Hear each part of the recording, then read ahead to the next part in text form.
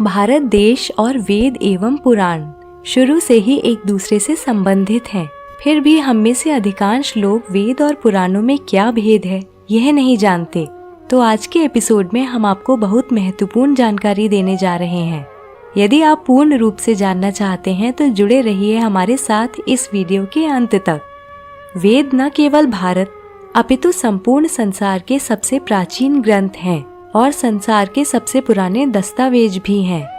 वेदों के उल्लेख को वैज्ञानिकों ने भी सही माना है। ऐसा कहा जाता है कि वेदों से ही विश्व के अन्य धर्मों की उत्पत्ति हुई और लोगों ने अपनी अपनी भाषा और अपने अपने ढंग से वेदों के ज्ञान को अपने जीवन में उतारा। वेद शब्द की उत्पत्ति संस्कृत के विद शब्द से हुई है, जिसका अर्थ है ज्ञान।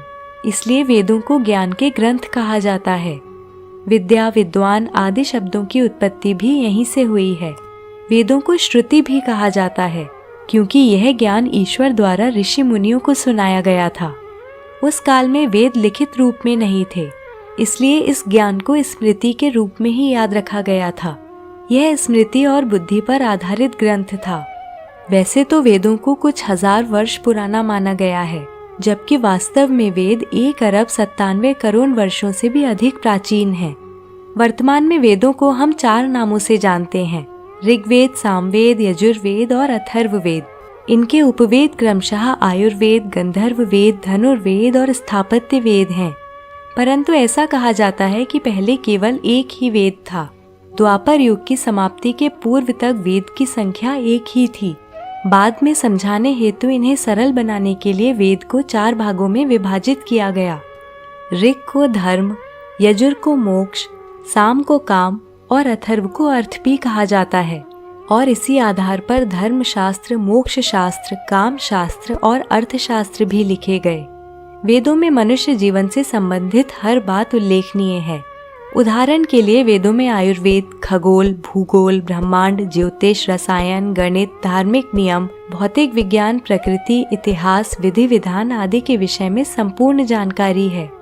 ऐसा माना जाता है कि अग्नि, वायु और सूर्य ने तपस्या करके ऋग्वेद, यजुर्वेद और सामवेद का ज्ञान प्राप्त किया।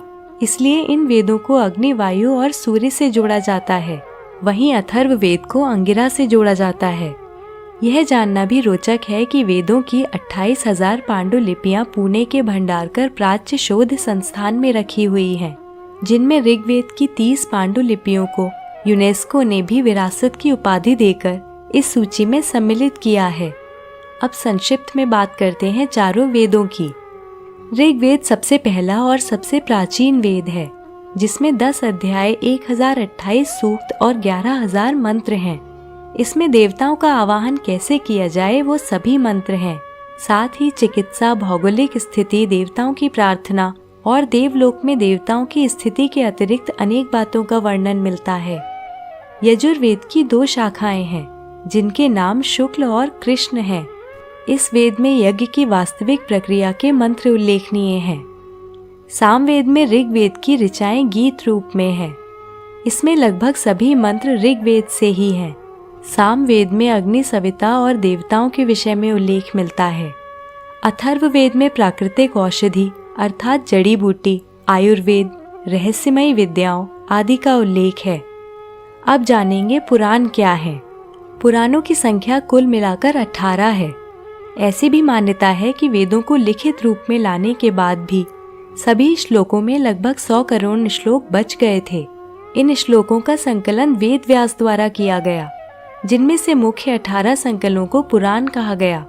इसके बाद लगभग 18 उपपुराण लिखे गए और इनके अतिरिक्त बचे हुए श्लोकों को लेकर 28 उपपुराण और भी लिखे गए।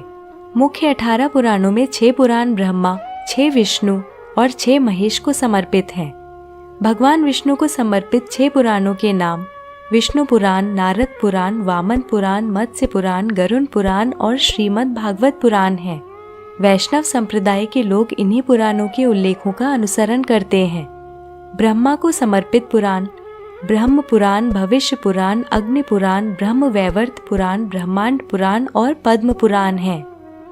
महेश अर्थात शिव जी को समर्पित पुराण शिव पुराण, लिंग पुराण, कूर्म पुराण, मार्कंडेय पुराण, स्कंद पुराण और वाराह पुराण है।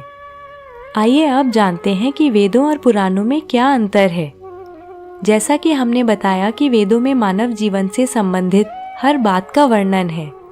वेदों में श्लोकों के माध्यम से नियम बताए गए हैं कि जीवन में हर कार्य व्यवस्थित ढंग से कैसे किया जाए। परंतु कलयुग में मनुष्य के लिए वेदों को समझना बहुत कठिन है। प्रत्येक तथ्य के पीछे क्या धारणा और मंतव्य है, ये हमारे लिए समझना बहुत मुश्किल है। पुराणों में वेदों के नियमों को कहानियों के माध्यम से समझाने का प्रयास किया गया है। कहानी और इतिहास के माध्यम से हम बेहतर ढंग से समझ सकते हैं कि हमें जीवन में किस प्रकार, किस दिशा की ओर अग्रसर होना है। तो दोस्तों, आशा करती हूँ आपको यह जानकारी पसंद आई। हम हमेशा की तरह लाते रहेंगे सनातन धर्म से जुड़ी बहुत सी ज्ञानवर्धक बातें। साथ ही अगर आप धार्मिक वस्तुओं की शॉपिंग करना चाहते हैं तो Amazon स्टोर पर द डिवाइन टेल्स के पेज को विजिट करते रहिए। यहाँ पूजा से लेकर डेकोरेशन तक सभी चीज़ों का बहुत अच्छा कलेक्शन अवेलेबल है। धन्यवाद।